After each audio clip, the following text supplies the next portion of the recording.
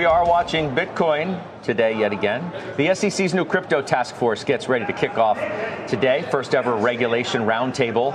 Tanea McKeel joins us now with what we can expect and what you'll be watching for. Yeah, Scott, it's the first in a series of discussions the task force is hosting, and today's is about defining the security status of crypto assets. This issue is at the heart of the industry's problem with the former administration's SEC. It targeted many companies for their involvement with crypto, alleging most coins were unregistered securities, but failing to give clear guidelines to follow to avoid being targeted. This could be most interesting for Ether ETFs. The SEC already said last month meme coins are not securities.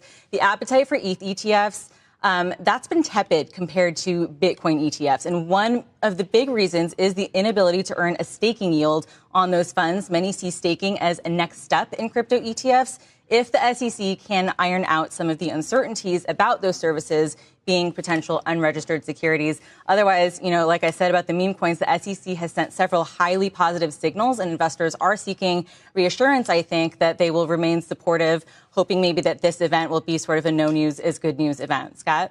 All right, you'll bring us some updates as you have them. Tanea, thank you. Tanea McKeel. All right, Bryn, you get the first crack here. What's your take by it? We haven't talked about Bitcoin all that much in the last handful of days or so.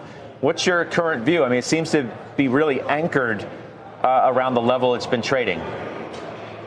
Yeah, right now it's dancing on the 200-day, which is right around 84,000. So I think we have to watch that. Obviously, there's not true fundamentals with Bitcoin or any of the cryptocurrencies. So I really do look at technicals on this. Let's see if it can dance and bounce off that 200-day.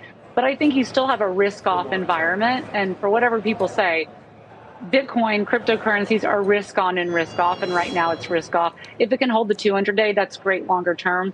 I will say Ethereum to me is the one that's more peculiar. It's just been left out, left for dead. And so I know there are some big short positions with hedge funds, but the Ethereum versus Bitcoin has really not been a competition. Bitcoin has clearly outperformed. Yeah, Josh, if you look at the 1 month, you can see the sideways move, really. That's why I've said it's pretty much been anchored around 83-ish thousand. Yeah, you know what's hilarious about this whole thing? Just like in the stock market, the biggest winners are the most boring industries.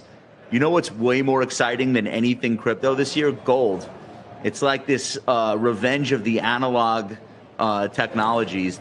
It's kind of fascinating. Gold broke 3,000. This Bitcoin's been sitting here in the low 80,000s range. ETH nobody talks about anymore. Solana is an afterthought.